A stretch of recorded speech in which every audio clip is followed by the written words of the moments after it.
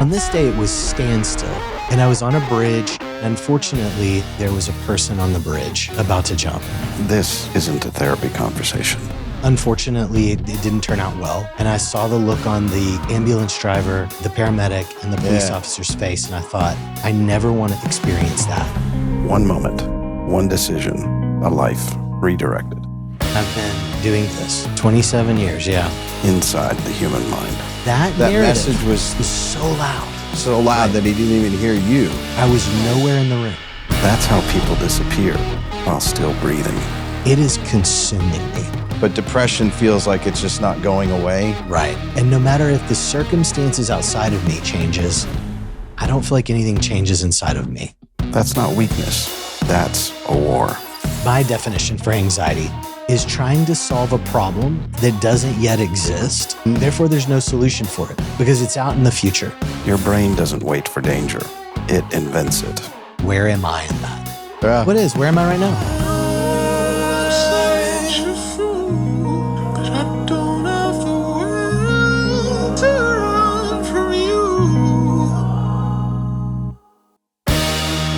How does somebody even recognize that self-talk that's going on?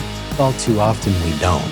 When you give a $10 response to a 10-cent event, we need to look at that. It's not personality. It's survival. This one time, I can trust that you're going to be different. If you've ever felt anxious, disconnected, or overwhelmed, this episode is for you. This is YALLcast. Howdy, y'all. Welcome back. This is YALLcast, and this is Dr. Lee Long. Lee, thank you for being here. Oh my gosh, thank you for having me. I am really excited to talk to you today because I've known you for a while. I've talked to you at length about all kinds of stuff, and I want to hear from you what you think your superpower is. I know what I think it is. What's your superpower? Wow, that's a tough question. But I guess it's having to get comfortable talking about yourself and what you're good at, right? I think I have an ability to see things. Yeah. If I would say probably observation. Yeah, I was going to add to that I feel like you have the ability to translate. So thank you. You have the ability to take something that a person is trying to say and put it into words that are easy to understand. Wow, thank you. So before we started, you said you've been doing this for 27 years. 27 years, yeah. How did you get started in this? What was the catalyst? So I've always known that I love human behavior. Like I was the guy who was looking at body language books and like trying to figure out like, what does that mean when you touch your face? And is there some hidden meaning to that? Or like just wanting to know more. And so I thought, man, psychology makes so much sense. People, behavior, all of that has been so intriguing to me. Like people to me are like puzzles, and I love solving things. And so when I started out in college, I of course I'm going to do psychology. Then I had an experience. I was in Houston. I was driving through Houston. There was traffic, which if you're aware of Houston, that's not uncommon. But on this day, it was standstill. And I was on a bridge and I made my way up. The traffic was moving slowly. I finally made my way to why the traffic was slow. Yeah. And unfortunately, and this is a sensitive topic, so unfortunately, there was a person on the bridge. Oh, about to jump? About to jump. Okay. And anyway, I saw some unfortunately, it didn't turn out well. Oh, bummer. And I saw the look on the ambulance driver and the paramedic and the police officer's face. And I thought, I never want to experience that. Yeah. And so I changed my major. I kept my major, but I changed my minor to business. And so business, okay. I did. So I went and I worked for some different companies, some logistic companies. And then I kept finding my way. One of those companies went through a strike and I found my way into mediating, helping them mediate. And then I kind of backed into doing therapy. And I went back to grad school and thought, well, I'll give it a shot. Once I got there, I was like, gosh, where has this been all my life? I was avoiding it. And that was 27 years ago. 27 Well, years it was ago. more than 27 years ago, but yeah. So you've got a bunch of numbers and letters and stuff after your name. So Yes. you're a PhD now, so I have to call you doctor. But if I have a mole, I don't want you to look at it. I want you to look at the moles inside my brain. Right.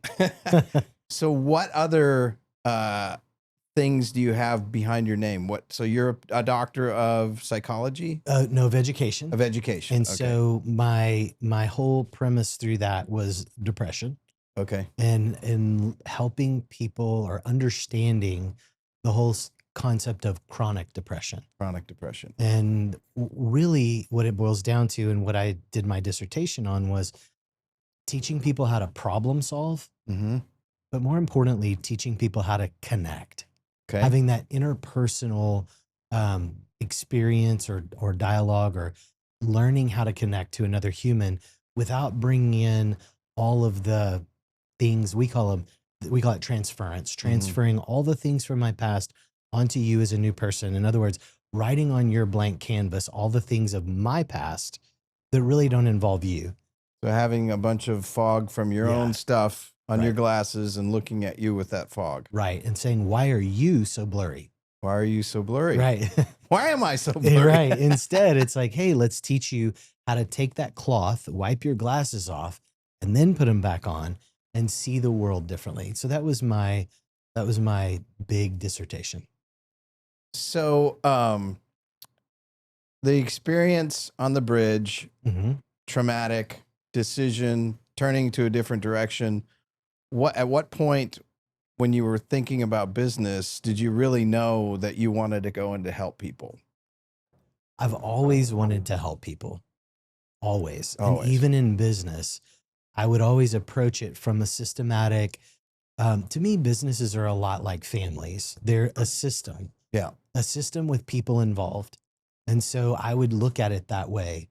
How do I help this organization? And that's how I got into like mediating during the strike and Okay. helping with all of that, and going and getting a mediator's certificate and walking through that type of a situation. And then knowing like, okay, I love learning. And so it's like, well, let's try my hand at a little more education in this realm. Okay. And then, like I So said, you kept adding on. I kept adding on. Yeah. So we kind of try to gear this towards helping everybody, but with kind of a bent towards the teen, tween to 25-year-olds. Yeah. I've heard this term, maybe you could help unpack it, called holding space. Yeah. What does that mean? I love that question because it's largely what we just talked about with my glasses are foggy. And if my glasses are fogged, then I can't hold space for you. Tell me what that means. Like right now, how would you hold space for me? Well, I'm not going to interrupt you. Okay. I'm going to listen to you. Yep. I'm going to hopefully think with you. Oh, okay. I'm going to talk with you.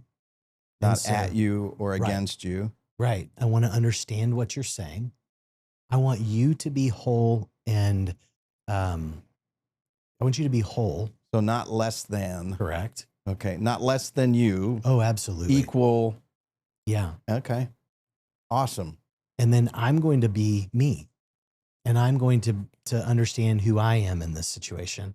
Okay. And I'm not going to leave me, so to speak. I'm not going to try to impress you. I'm not going to try pretend to be somebody else. Right. Gotcha. Make you think something of me. Oh. I'm going to be me, and I'm going to hold space for you. How does somebody who's just hearing this do that for somebody else? So, because we all have our shit that we bring to the table. How do Right. you, number one, maybe I guess identify that, Mhm. and then number two, realize that you're projecting and are putting it on somebody else? Fantastic. I have to know me. Mm-hmm. I have to be aware of where I am in something before I can know where you are. Okay. Meaning, like, I don't know if you play tennis, Okay. but if Yeah. people play tennis, you Yeah. think about doubles. You've watched it, maybe. Yeah. Someone's playing doubles. I have to know where I am on the court Got it. in order to not whack you with my racket Oh, on okay. accident, I'm sure. Yeah. Right. But I have to know where I am in space and time to know how to navigate with you, around you, participate with you. And so, how would someone show up or hold space? Right. I have to know where I am to know what space I can give to you to hold for you. Okay. And hopefully that's not too theoretical. I can flesh that No, out more. it's cool, but let's shift into education with an emphasis on depression. Mhm. So, how does somebody identify the difference between sadness and depression? And what's the difference? And is there kind of a dividing line between the two?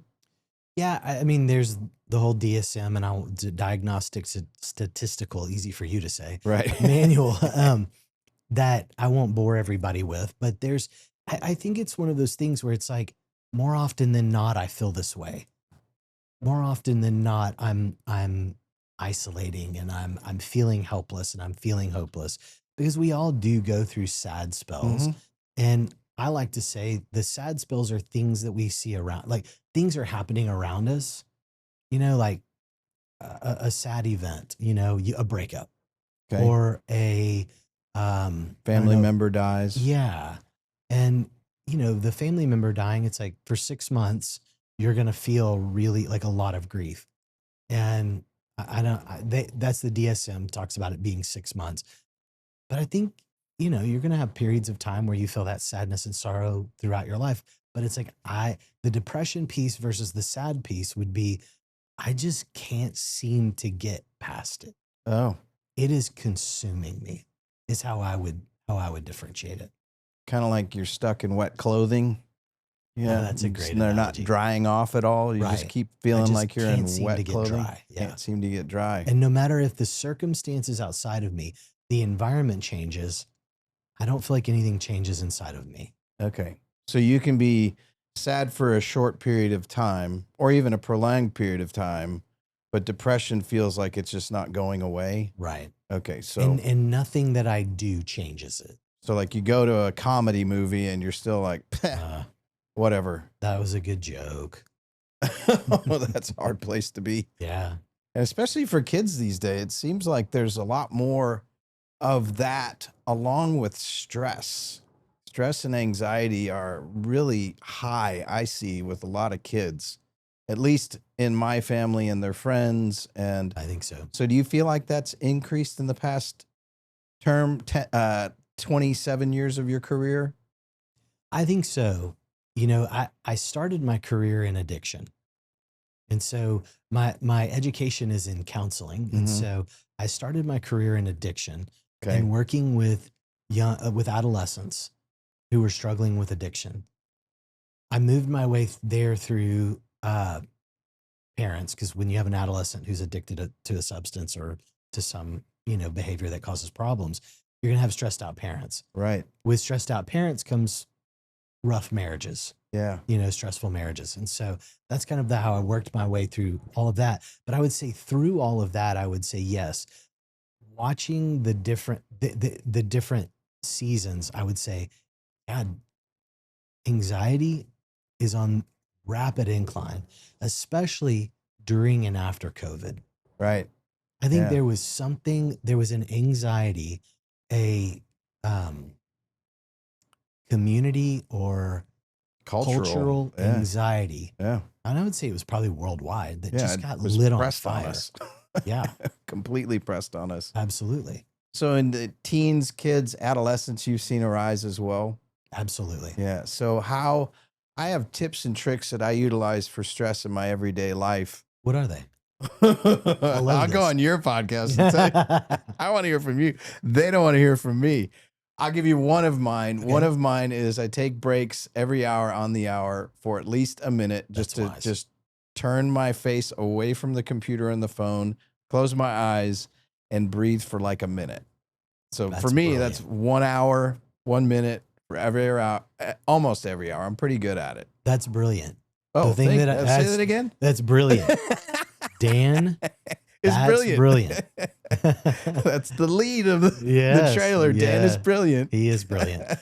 Yeah, I think that's brilliant because what I would say to teenagers, young adults, I would say shorten that by a little bit. Shorten what by a little bit? The time.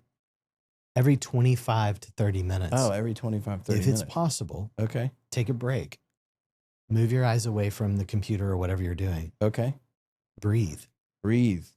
And I would say if you could practice the idea of mindfulness, What is mindfulness? being aware, period. I was going to say being aware of what you're doing, but being aware. Okay. What is that? What does that AC feel like? Okay. It feels nice because it's still a little warm out. And okay, I can feel it on this side of my face. What does it feel like to sit on this nice plush couch? What is it like to sit here and observe you and then observe me? Right? That's a long practice of mindfulness. Even like Well, if it you're seemed working, pretty short. I mean, That's fair. you could take like you said, you could take a minute and just go, oh, yeah, that leather the feels leather nice. good. Yeah. Oh, I am a little sweaty. Mhm. Oh, so just kind of take into account what you're feeling Yes. and not just all the crap that's going on in your brain. Yes. Because I think that one of the things, I think the reason why COVID lit this anxiety on fire is we were disconnected, Everybody. everybody, Yeah. and purposefully so, Yeah. for the idea of safety.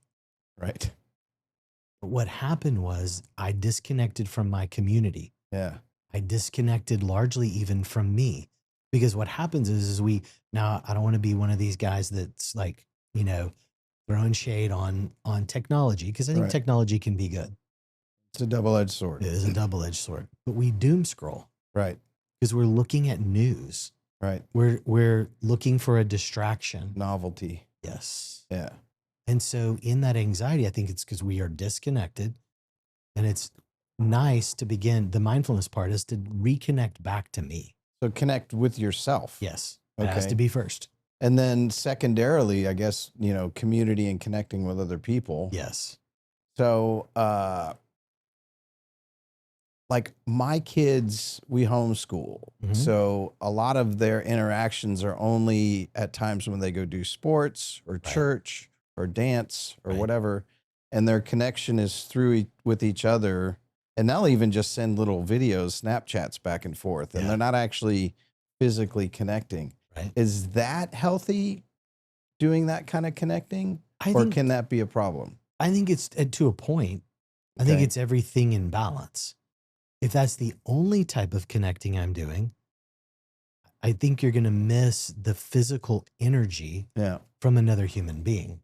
Well, I remember my first girlfriend when I was 16. She lived 1,000 miles away from me, and that's when we had to pay for long distance on a push button. Yes. Actually, one of our phones Calling was cards. Yeah, the rotary phone. Yeah. I remember those. So I remember that Yeah. physical voice-to-voice connection was good. I Yes. remember feeling good at that point, Yeah. but my parents didn't feel good when they got the long distance No. bill. No, gosh, no. So still connecting via FaceTime or Yeah. Zoom, that can be good too. I think so. If we're intentional about connecting, I know a lot of young people can like connect on FaceTime, meaning they just sit on a FaceTime call while they're doing things in their room. Right. I think, well, that's clever because, like you said, friends are spread out. My kids go to a private school. Right. And so their friends don't live in the neighborhood. Right. And so I see that as a positive way of connecting. They do Yeah. their homework together. My youngest son, but he's 20, he sits on some chat Discord with his friends Yeah. and they all play first person shooter games and talk shit to each other the whole time. So I get that. That Yeah. seems good. What are there other ways of connecting for these kids that you think are healthy? I mean, I think you mentioned athletics, sports, different hobbies. Yeah. I think having something to that nature is really good because it gives us a purpose.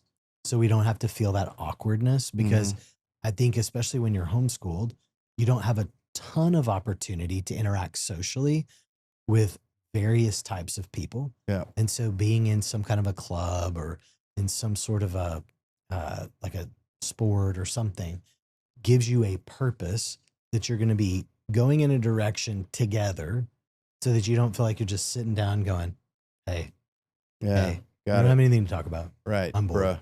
bruh, Yeah, right. bruh. And so I'm walking away. So you kind of gave a dividing line on depression. So anxiety and stress, is there some kind of identifiers that people can know, like within their body, to know like, oh, this is more than normal stress?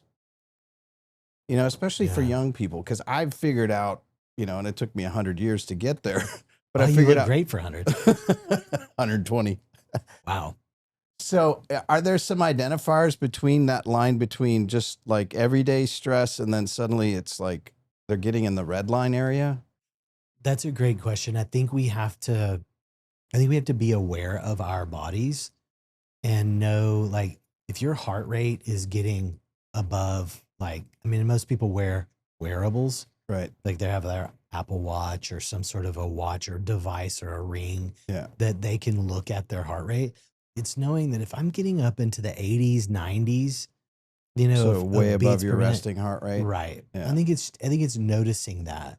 I think it's too noticing when one of the things that's interesting about anxiety is it pulls you out of the experience. It sure does. And so notice when you're being pulled in your mind out of the experience. I always say anxiety is my definition for anxiety is trying to solve a problem that doesn't yet exist. Mm. Therefore, there's no solution for it because it's out in the future. So what about a problem that does exist? So your kids go to private school, and let's say he's got a speech that he needs to give. That's Right. an anxiety provoking. It is, but you think about the anxiety is still in the future. Oh, I'm not in this middle of my speech right now. Yeah, but you're still stressed out. Exactly. And we stress as if we're in the middle of it Right. and failing miserably. How do you stop that? Where am I? Where am I? I'm right here. And I'm Because- stressed out. But what am I stressed about? My speech that I have to give. Right. Tomorrow. Am I giving my speech right now? No. Okay. Can we stay in the moment? Okay. What are you stressed about your speech? What are people going to think of me? Okay. Can you control that? What if I screw up? What if you don't? What if you? Oh, okay. But are you screwing up right now? No. No. Okay. So we don't need to put ourselves, like, we don't need to act like that tiger is chasing us right now Okay. because it's not. What if? So same type of grounding techniques. I'm feeling the leather. I've got the cool breeze. I'm hearing the traffic. Right. Pull me out of that Right. negative feedback. Yes. Because I always say the what if. Notice how you started all your sentences with what if I do this? Yeah. What if they don't like me? What if? The what if is a big part of anxiety. And I like the way you flipped it. Yeah. Right it's away. What is? Yeah. What is? Where am I right now? No, but you flipped it with, well, what if you don't screw up? What if they love you? Right. So you could actually tell yourself that. You could. And then you could say, what is it that I want to communicate? Not how do I make them like me? I don't have control over that. Yeah. What do I have control over? Me. What is it that I want to say? Okay. I want to say this speech in this way. Well, Yeah. fantastic. Go practice that. Yeah, I tell my kids like the stress of stuff like that is similar to standing in line at Six Flags waiting to get on a ride. Yeah. So that anxiety and excitement are pretty closely They the can same be. within your body. So That's right. just pretend you're getting on the ride. You're Yeah. about to get on the fun ride. And see yourself doing it well. See yourself. How do you see yourself doing it well? I think we conceptualize it like we think of ourselves, we envision ourselves standing before the class and saying it exactly like we want to say it. And knocking it out of the And park. we see that over and over and over Oh, again. so mentally practice Yes. the successful outcome. Yes. And then because all too often we mentally practice The the negative. unsuccessful outcome. And what are we bent toward? You Yeah, know, right. Like, I often think of it this way. I went to Africa, gosh, back in 98, 99 Wow. on a In the trip. 1900s. Yeah, right. many, many moons ago. Right. And we rode out to a village that was remote. Mhm. They'd never seen people with white skin. Oh, first Like, pale face. That's yes. And it was the coolest experience.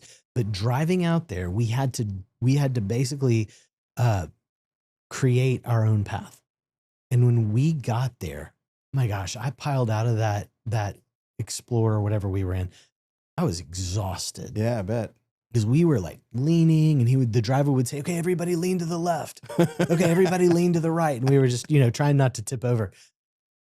And I went back 12, 13 years later, and they said, hey, do you want to go out to that village we went to? I was like, Okay. absolutely. Yeah. Love that. Like that we were there. And I said, whoa, I was preparing for what I experienced 12, 13 years ago. And they said, no, we kept going back. They paved the way. Wow. And it was easy to get there. Now, why did I tell you that story? It's a good story. Because if I keep going back with my negative, with my anxiety, and I keep practicing and rehearsing, then it's like that I'm there. You're It's making the easy road get to back. the shit show. That's exactly right. Okay, so make the road to the success. Yes. Get Okay. there quickly. Get there And quickly. when it's stressful, put up barriers.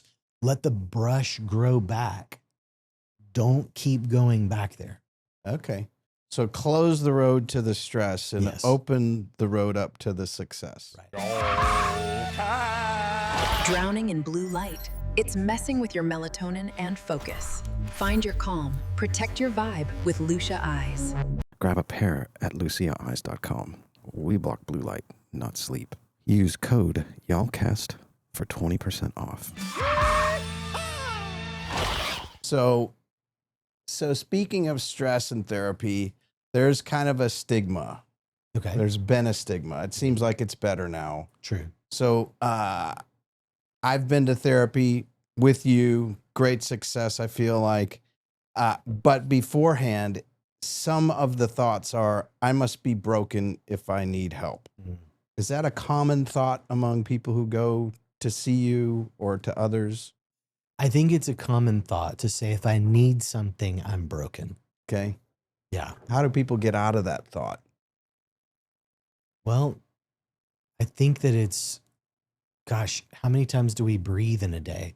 I don't About know. 25,000 breaths a day. Wow. You need air. Yep. Does that mean you're broken? No. Oh. There's a design here, right? Okay. There's a design that we are not all self-contained. We were designed and created to need each other. Agree. And there are times where if you come down with a cold, You need a doctor. are you broken when you go to the doctor? No. So is your perspective just maybe askew? Yeah. So that's kind of a weird myth that's been around. So dispelling that myth is you break your arm, it's broken, but it'll Right. grow back. right, Okay. You have a cold, you're not broken. No. You'll get over it. right, Some chicken soup and some antibiotics, maybe. right. Got it. Awesome. Right. So there's different types of therapy, and they have all these initials like DBT, EMDR, CBASP. Yeah. Can you break down, like in 8th grade language, what these things are and how they work? Sure. So DBT is dialectical behavioral therapy. Okay. And we'll start with the first word, dialectical. Yeah, that's a big Means word. That two contradictory things can live in tension inside of you. Okay. It's like, For example. I'm scared and I'm excited. Okay. How can I be scared and excited? Roller coaster. Exactly. Okay. I'm sad, but I'm at peace. Hmm. I'm fearful, and I guess that's scared and excited, but I can have a painful thought.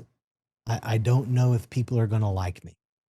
And yet I can say, and I can be okay with me. So that's dialectical. There's the two things that seem at tension with one another, but they can live with that. It's judgment and mercy. Oh. It's grace and it's being right, Mm. righteous. Oh, okay. And so it's those things living in tension. The behavioral part of DBT, so that's the dialectical part. The behavioral part is, let's walk through together skills of how I can be mindful, I can regulate my emotions, I can tolerate distress, and I can learn interpersonal effectiveness. And so those are the 4 pillars of DBT.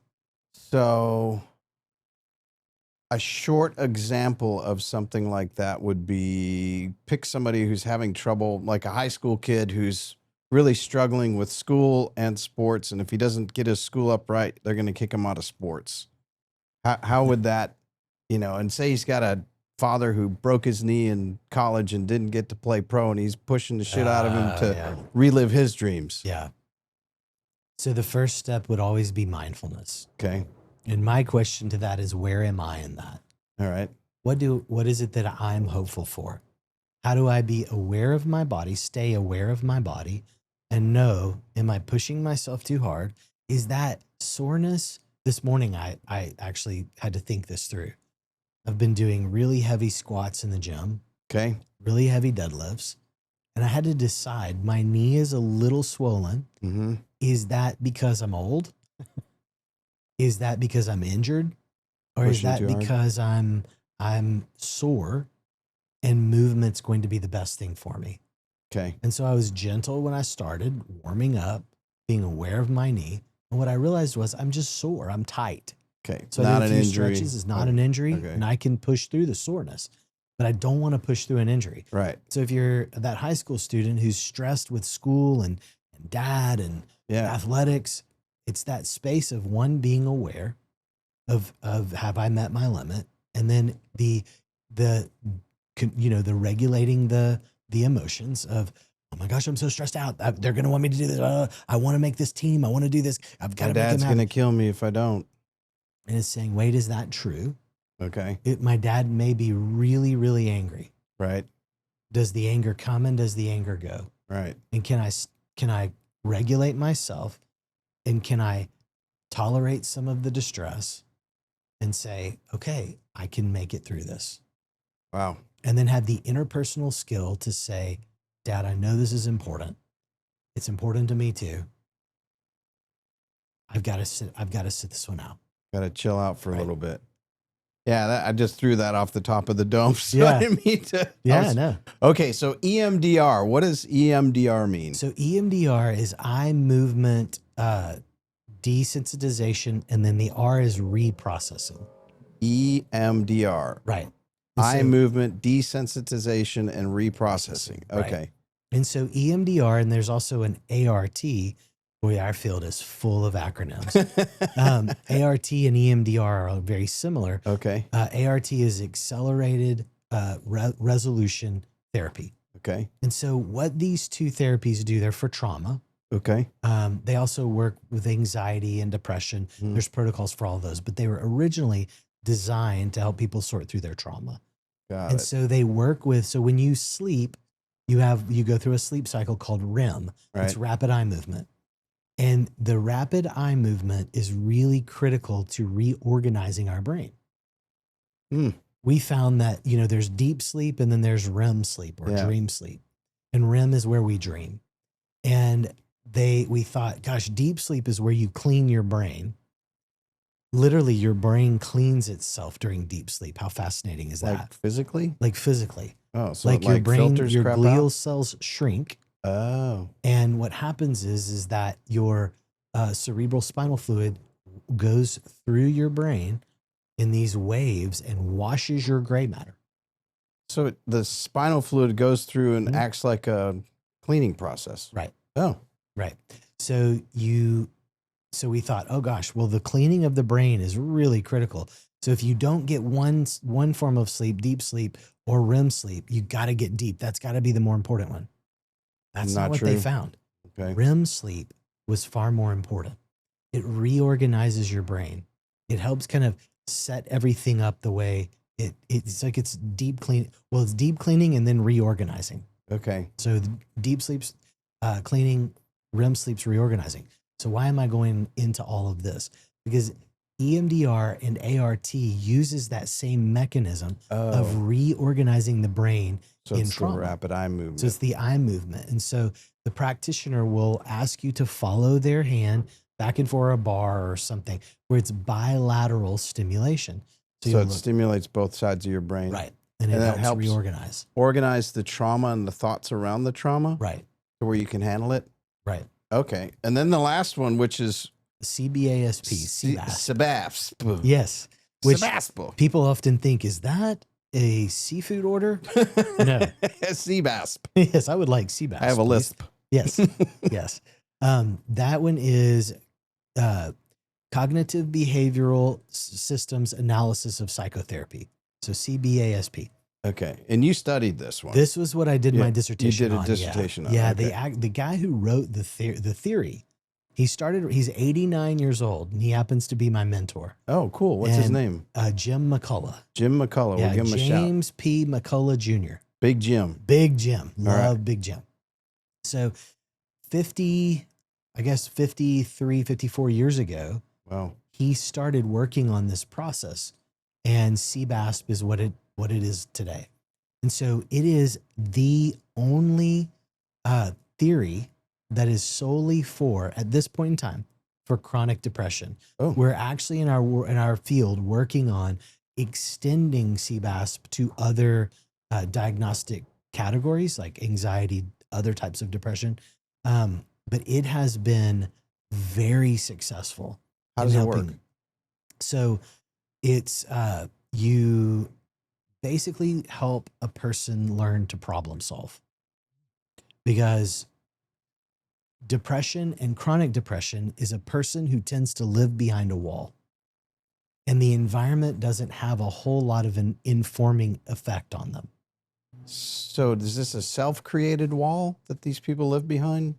Self-created and then others perpetuated. Oh. Because I'm like, yeah, hi Dan, how are you doing? And I'm not a whole lot of, it's not a lot of fun to be around Oh, someone okay. who is in a chronic state. Yeah, of it just brings other misery. people down. Right. It's So like you- Eeyore. Yeah. Oh, okay. Right. Yeah. So not Right. want to be around them, that reinforces the depression. Right. So how does CBASP work? So it's learning the background of the person first. That's more for the practitioner to understand, because I'm going to walk you through a step we call essay. Here we go with more acronyms. CBASP is full of acronyms, Okay. but the cornerstone process for CBASP is the essay, which stands for situational analysis. Okay. And so there's many steps to it, but the first step is I want you to be able to tell me a story from beginning to end, because we tend to, when we're out of balance, so when we're chronically depressed and when we're anxious and when we have other concerns, we become inflexible and everything's globalized. Oh, And so kind of all or nothing type deal. all or nothing, the world's terrible, everybody hates me, I should just go eat worms. So I want you to learn to think of stories in slices of time. So I want you to have a beginning and an end to the story. Okay. Okay. Then we teach them, okay, well, so what were your, so an example that I always use is to teach people the process of essay is I walked into a bar. The bartender was a frog. I asked the frog for a drink. The frog said, "We don't serve your kind here." So I left. The second step is, what's my interpretation of that? Now, this is where it gets wild. Okay. Because what we start to see is, well, everybody hates me. Oh. The frog he is just out of his mind. He thinks I'm a jerk. All frogs hate humans. Oh, okay. Okay, So that's a global it's global. It's from my one instance. Right. And it's my interpretation, and the way that I interpret things can be outlandish. It can be mind reading. It could have nothing to do. All frogs. Well, in this situation, there's just one frog. Right. And we don't know if he hates you. Okay. We just know that this bar doesn't serve my kind. I don't even know what that means yet. Short Irish guys. Right. Really good looking short Irish Right. guys. Right. The third step is, what did I do? Oh, What did I do there? you left. Well, I walked into a bar. Yeah. I asked for a drink, and then I left. Okay. The most fascinating thing comes from that is that people start to see, wait, I have impact? Because the moniker of depression is I feel helpless and I feel hopeless. So the impact would be I just left. Yeah. I have control of that. Yeah. So the Okay. fourth step is, what's the actual outcome? So what happened at the end? You stated it perfectly. I left. So that gives the person the thoughts that, oh, I have some control over this. I am showing up in the story finally. Oh. I was working with one woman who her issue was she kept allowing people to be very, they use her and in the end, a lot abuse her, Mm. take from her, borrow from her and never give back, borrow, Mhm. you know? And by probably the fifth or sixth time we did an essay, I said, well, okay, step 3, where are you? What did you do? She stopped because we have people write this down on the board. And she stopped and she said, oh my God, I'm nowhere. I'm nowhere here. It's like, yes, ma'am. Write that down. I'm nowhere. Wow. Move on. So we moved on to the next step, which is what was the end point? In the behavioral world, it's what was the consequence? The consequence was I walked away. Mm. It was the end point. The 5th step is what's my desired outcome? What did I want out of me? This is where it gets fun because we get to play with this. I want you to problem solve. What did you want? I wanted a drink. I wanted that frog to serve me. Can you control that? No. Then what did you want to do there? Well, I wanted to tell him he's a sorry son of a Yeah. beep. Right. So that's kind of mean. I wanted to take his head and I wanted to shove it into the bar. Whoa, whoa, whoa. That's vengeance. Is that really what you wanted to do? No. What did you want to do? I wanted to say that's rude. Oh. And walk out.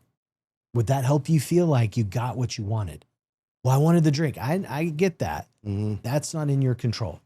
Yeah, that helped me feel like I got what I wanted. I said what I wanted to say. Great. Fuck you, Kermit. Right. Kermit. Yeah.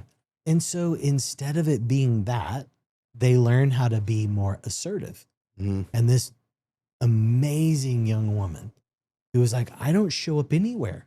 Oh. She started showing up. And a person asked her for a favor. And she said, you know, that doesn't work for me. She actually was able to do that preemptively instead of saying, sure, I'll do anything for anybody, just never for me. Oh. And that's the Showing way. up for herself then. Exactly. Okay. Exactly. That's really interesting. Yeah. So it teaches a lot of different steps in the situation analysis or the essay. There's another component to it, which is what's called an IDE. More acronyms, I know. Is that an explosive device? It should be, right? But it can be. It's the interpersonal discrimination exercise. Interesting. Which is really fascinating because oftentimes people don't recognize that you're even in the room. And what do I mean by this? There was a young person who showed up to their appointment late, which, hey, if you show up and you're 15 minutes late, to me, you're on time. Okay. And they had showed up I think they were about 5-10 minutes late. And I said, hey, did you get caught by the train? They're like, no, I know I'm late. I'm sorry. I know. Terrible. Like, whoa. So we sat down in my office and I said, hey, let me ask you something. How would your mom have handled this? Oh, they rattled off a paragraph. Oh, she would have told me I was sorry and no good. I was horrible. Oof. How could I be late? I'm disrespectful. Oof. I was like, okay, did we capture that? And I wrote it up on the board. I said, how did I respond to you being late? They were like, what do you mean? Yeah. And I said, well, what was my behavior? They're like, I don't know. I said, I didn't see it at all. And I said, well, did I yell at you? No. I said, how was my voice? They said it was actually really calm. Yeah. I said, what did I say? They said, I don't remember. Wow, I didn't even hear it. No, because that narrative message was so loud. So he's got his own message of his own shame, his own shit, and he's just playing that over so loud that he didn't even hear you. To your earlier question, he could not hold space for me. Wow. I was nowhere in the room. So I needed to show him I'm in the room, but I wanted to be gentle and kind. Yeah. And I wanted him to hear me, and I didn't want to be like his family. And so when I asked him that, he said, oh my gosh, you actually asked if I was okay. Did I get caught by a train? You asked me if it, you know, like, no problem. Come on, let's go sit down. Yeah. And he was so worried that he missed me. So I know probably what you're going to say, but how does somebody even recognize that self-talk that's going on? I think all too often we don't. Yeah. where I come in, and this is like, are you broken? No. But do you maybe need an antibiotic or of sorts? B vitamin. Yeah, there you go. Yeah, I'm going to ask you, do you see me in that? Right. And so when this individual saw me, looked at me and I said, so what does this mean for you and me? I said, how am I the same as your mom? Like, you're not at all. Mhm. I said, how am I different from your mom? He's like, in every way. Okay. And I said, okay, what does this mean for you and me? And he was like, this one time I can trust that you're going to be different. Yeah. Yeah. And so over time, they grew to trust that they could expect something different. That interpersonal discrimination started to happen. And So this how does exercise- somebody like take inventory though? Because my self-talk, a lot of the times Yeah. I catch it and I feel it's negative. Like even just something like, oh, dumbass. Yeah. Wait a minute. Right. I'm not a dumbass. The way I suggest moving away from that is, who's your favorite human on the planet? Don't name them. You. Would you say that to me? Oh, Would you say that to your favorite human? okay. Then don't say it to you. Okay. I often tell parents who don't scream at their kids, would you say that to your precious little kid? Yeah. Then don't say it to you. Why do we get stuck in that pattern? Why do people get stuck in that behavior? I think it's internal. Well, it is internal. I think part of the reason is it's internal. And I don't know that we always catch it. Our brains were designed to keep us alive. Right. So it's always looking for danger and how am I making a mistake? How can I make this better? Our souls, I believed, our emotions were designed to enjoy. Okay. And so those are at tension. Yeah, they're conflicting. Right. And so it's a matter of saying, no, body, I'm okay. Okay. Like earlier in the day, thinking like, oh my gosh, I'm running behind. I've got to catch up. I have to do this. And having some really big, explosive communications to deal with in my office today. Right. It's like, wait, I'm going to be okay. Right. And so, You were late, by the way. by what, 3 minutes? Right. And I just told myself, like, if he's upset, okay, I'm sorry for that. No. I know you're not. But I'm okay. I'm doing all I can do. Right. Okay. Oh, you should have. And it's like, well, okay, but I didn't. So can I shift this into like the tweens and teens kids who are brains are just developing and starting to think about this stuff? And I want to add in social media. Okay. And I know this is a big pile, a big bushel full of turds, but Yeah. so like a kid starting to develop, just kind of becoming aware of these things and these thoughts. And then you put in like social media, which is filled with fictitious nonsense, like not Right. reality. Right. How does a kid or a parent like track what's going into their brain and then gauge what's really true and not? And then how does a parent affect that or help that? Well, we could write like We have 10 more scores podcasts. of books about this. No, I think that's a necessary question. Yeah.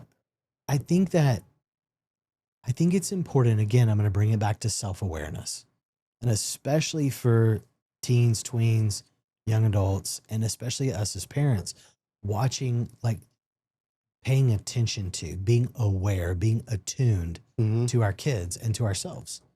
And if I start seeing that you're a little cranky when you come down for dinner, and that's a pattern, like what's going on before dinner?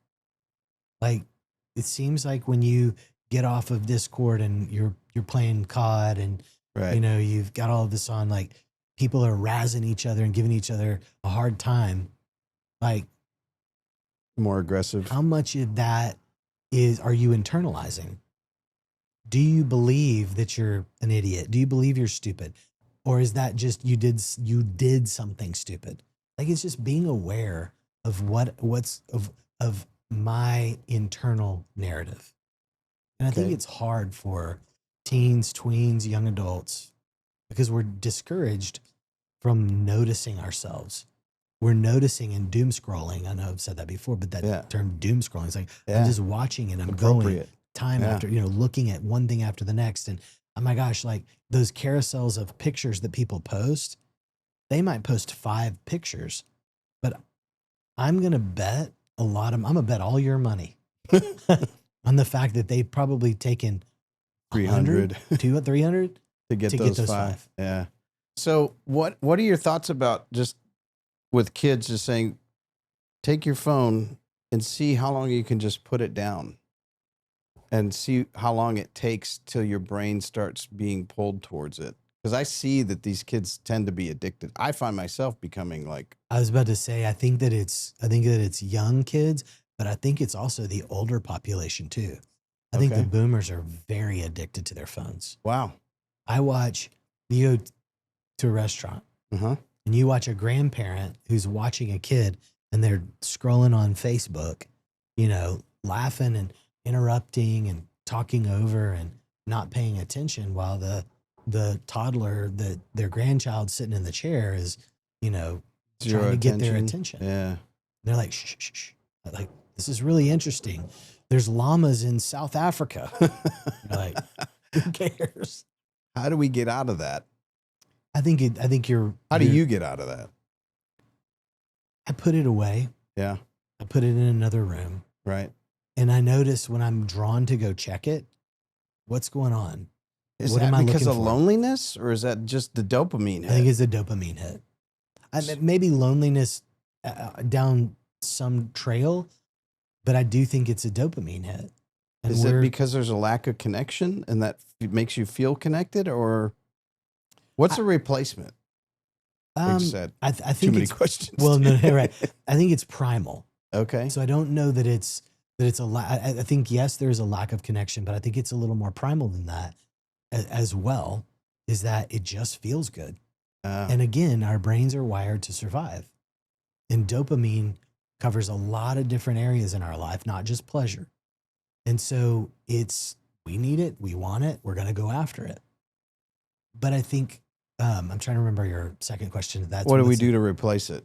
I think that dopamine. I think there's a lot of this mindfulness that is very important, to be aware of what we're doing, to then look for, like I notice when I leave my phone behind and I go on a walk with my wife and I think, oh, I can't check that. It's like, wait, just be present.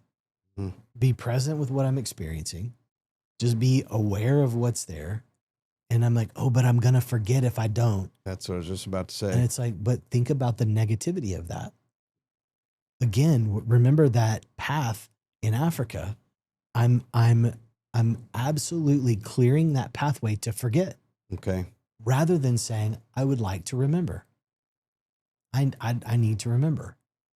Right. And so. And if I don't, it's not the end of the world. It's not the end of the world. Okay.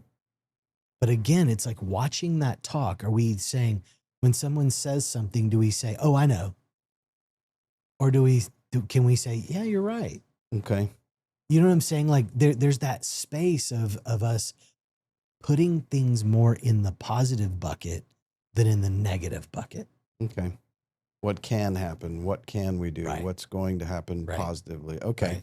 So, relationships, you're a relationship expert. Can you kind of, for everybody, but also for parents and kids, maybe identify, because I've seen within my kids, there's been really good relationships they've had that have turned bad and then negative. Yeah. What are some warning signs that you're starting to be in a bad relationship? I think one of the biggest warning signs is that I don't have a place here. It's what does that look all like? about you. Oh. Somebody sits down and goes, Dan, hey, it's good to see you. Now listen, I know you got this podcast. Now, here's what I want to tell you. I think you ought to do this, and I think it should be this. And when are you going to have me on? Because it'd be so fun to, I would love that. You'd love that too, right? Yeah, you're smiling. I know you would. This would be so awesome. And here's what else I think we could do. Hey, matter of fact, I'm going to borrow your equipment. You good with that? Oh, good. You smiled. Okay, good. Okay. Now, I'm obviously hyperbole to make a point. Yeah. But it's that space of, it's like, am I being considered? Do we always go to where you want to go? Do we ever think about what is it that I'd like to do? Mm. Not selfishly, but do I have a place in this relationship? So it's equal and reciprocal. Yeah. And there's It's balanced. times where relationships are not going to be equal. They're not going to be Right. balanced. You're going through something hard. I want to be a good friend. I'm going to show up for you. And you may take and take and take. Yeah. But I need to know where my line is. And and I can't go past it. Drowning in blue light. It's messing with your melatonin and focus. Find your calm. Protect your vibe with Lucia Eyes. Grab a pair at luciaeyes.com. We block blue light, not sleep. Use code YALLCAST for 20% off. What's the point when somebody should say, I got to cut this relationship off? Like pick, 15, 16-year-old kid and it's some goofy kind of relationship happening. What point should they cut it off? I think that's toxic. That's the word. Yeah, toxic. I think that depends on the person and what their limits are and all that. But I think that if a girl is dating a guy Mm-hmm. and she's trying to determine if it's toxic or not, if it's he greets her and he's like, "Oh, your shirt's untucked. My family was going to want you to tuck that in, or you'd look better if you wore your hair down." Oh. Or if he says, "Hey, I know that we said we were going to go see this show, this movie, or this concert, but I don't want to go. And I know you wanted us to go out with your friends, but my friends are getting together and I don't want to miss out. So either you come with me or Going by myself. yeah, I'm not going to go." So what in that point would it be that they need to cut that off? Once or twice, okay. My dad always said to me, "Fool me once, shame on you. Fool me twice, shame on me." And George Bush won't get fooled again. Yeah, right. Right. But there's that space of it being I need to consider, is this a pattern? Okay. And if it's twice, do I think it's coming a third? Can I give some grace? If it's something where it's gosh, you looked better in that other outfit. So kind of the degrading, is there a pre-step to that where you need to say something about it and you can say something to hold that boundary? Yeah. Okay. Yeah, absolutely. And to that, it's hey, we made this plan. I don't understand why it's changing, and I'm not really willing to change it. Yeah. Now, you also don't want to be inflexible. If they say, "Well, this friend is in from out of state. This is the only time." Yeah. It's okay, I can be flexible with that. It's no, I don't like it. Not willing to do it. It's whoa, that's not cool. Yeah. And Yeah. I think it's good to bring it up. I think the key to bringing it up is you definitely do not want to say you're a jerk, you're inflexible, and make it all about them. Mm-hmm. You want to make it about you. Hey, I like relationships where there's flexibility. I'm feeling left out. I'm kind of feeling left out here. I'd like to make decisions from time to time too. So I'm not feeling like I'm really willing to go do this or willing to do this anymore. Okay. Which is reasonable. Yeah. To be able to say that. Yeah. And one time of that kind of conflict doesn't mean you have to throw that relationship away. It's patterns over time. Yeah. Okay. Healthy relationships are typically flexible. They are growing of you and the other person, and they add to your repertoire of friends. Yeah. Ones that are degrading of you over time, shrinking of you over time, and shrinking of your friend group. That's when there's some toxicity there. Are boys and girls different in that? I think probably in the way that things are communicated, there's some differences, but I don't know that I think they're pretty negligible. I seem to see boys, there's always kind of that threat of physical, Yeah. you start getting too, and then it'll go to blows and then too aggressive. everybody will be, Yeah. I see girls kind of being a little two-faced sometimes. They'll Yeah. pretend and then I hate her. Right. that kind of stuff. Well, and some of them will just go full on. I mean, full Yeah. throttle. Right. And so, yeah, I would say that there's both a component of emotion to it. Yeah. I would say that's, to me, that was the negligible part. I would say the difference would be girls tend to be more verbal Mhm. and guys tend to be more physical. Does everybody need therapy? No, I think everybody needs connection. Connection. And Okay. if therapy is the first place that you learn to get it, fantastic. But no, I don't think everybody needs therapy. Okay. What's the most scared you've ever been? Mm. Gosh, that's a tough one. And if it's too personal. No, I honestly, I'm trying to think of times when I've been, okay, this is probably the most scared I've ever been. My wife and 3 kids took a trip without me. My brother, who's one of my favorite humans, calls me up and says, "Hey, come join us up here in the mountains and come get away with us and come stay at our house." And I couldn't get away. He said, Okay. "Well, just send your wife and the kids." I was like, "Okay, that's cool." They hopped in the car. They go on this long road trip without me, which totally fine with. But they ended up being diverted on their path, because there was a mudslide on the main road, Okay. and they get diverted off to a road where it was a 1.5 lane road. It was not a paved Like a mountain road? mountain road, sheer drop, 1,100 feet. Oof. And my wife was driving, didn't realize she was not on a main real road. because the Surrey, the witch in the box, Right. sent them a different way. And so she's driving, and then the Hummer comes. She has to navigate around it, and she's on the outside. Oh, brother. There was a point in time where her tire was on the edge. That's scary. Very. And you're like, well, that didn't happen to you. In my mind, I was sitting in my office thinking, like, what would happen if I lost my wife and kids? That'd be horrible. Yeah. And I'm like, wait, God, don't be preparing me for this tragedy. Were you on the phone with her when this? No, I had no idea where they were. Okay. And I couldn't find them on the Oh, Find My Friends. But this is the feeling before I looked at the phone. Couldn't get them. She calls me and is in tears. And I'm like, is everybody okay? Yes. She tells me this story.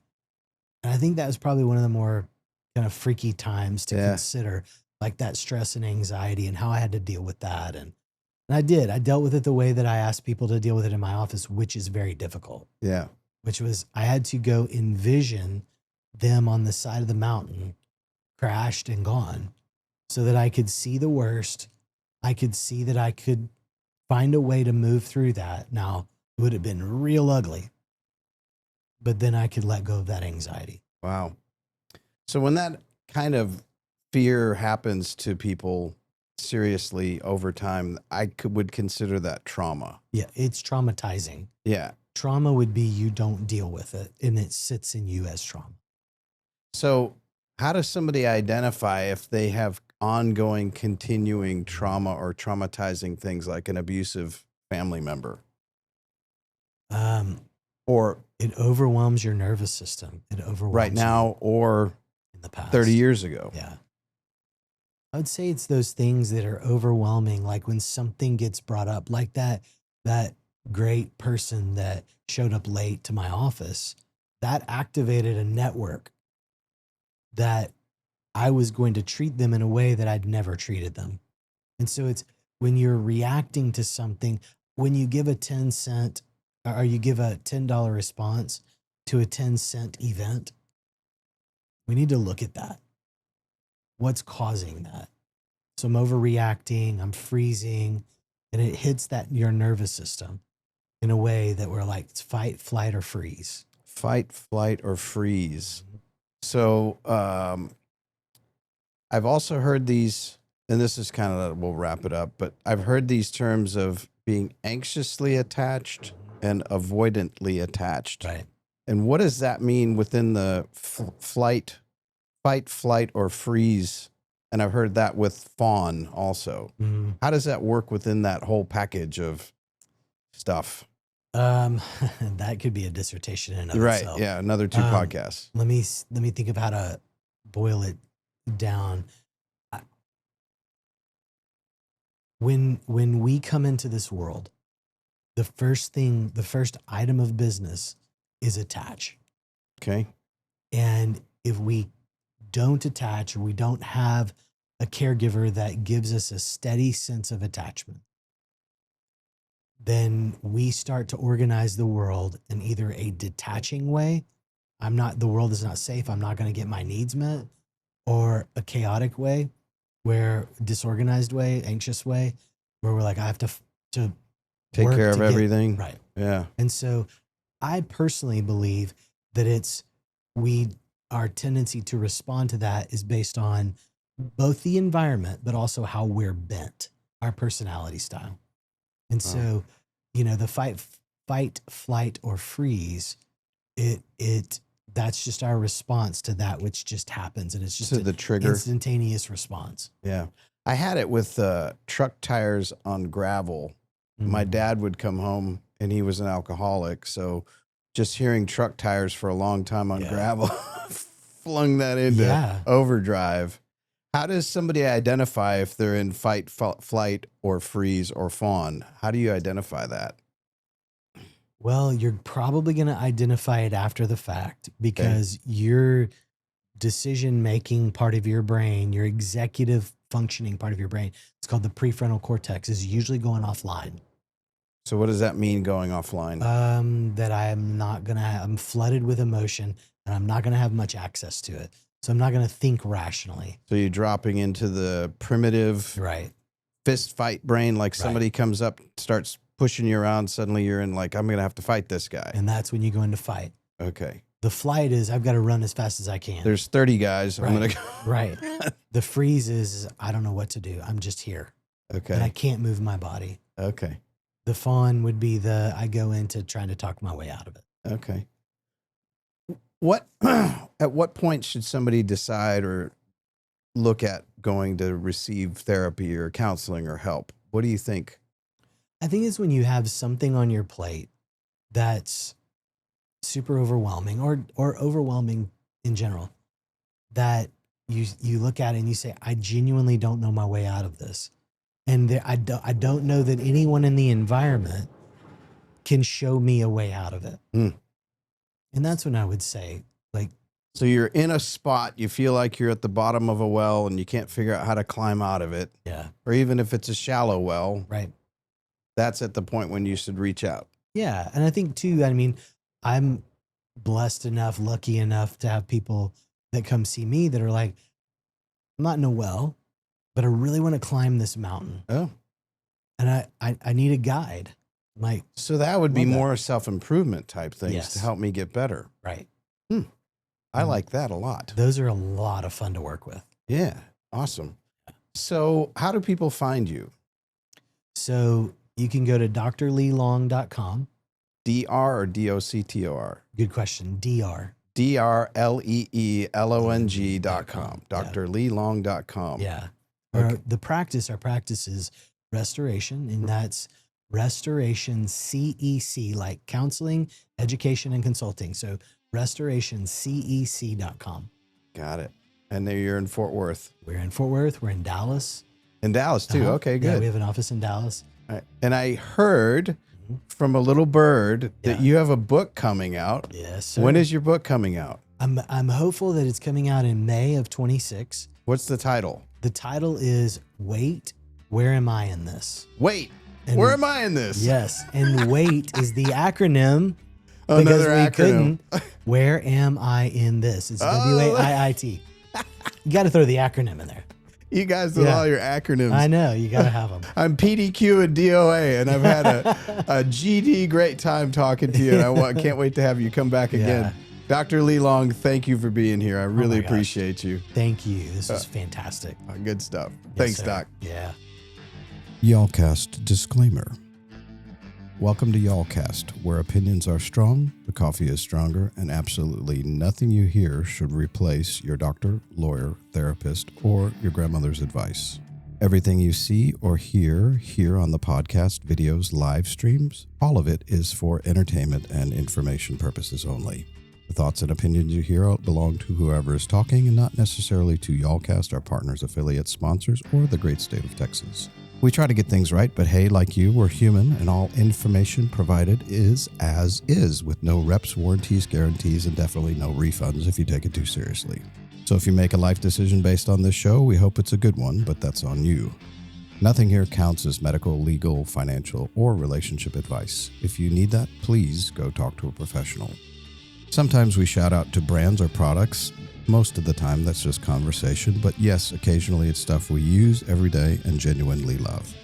Y'allcast and everyone involved here are released, indemnified, and held harmless from whatever happens next. We're just here to make you think, laugh, and maybe question blue light or your Wi-Fi connection. So listen smart, laugh loud, and remember, if you're looking for legal or medical advice, you're on the wrong podcast.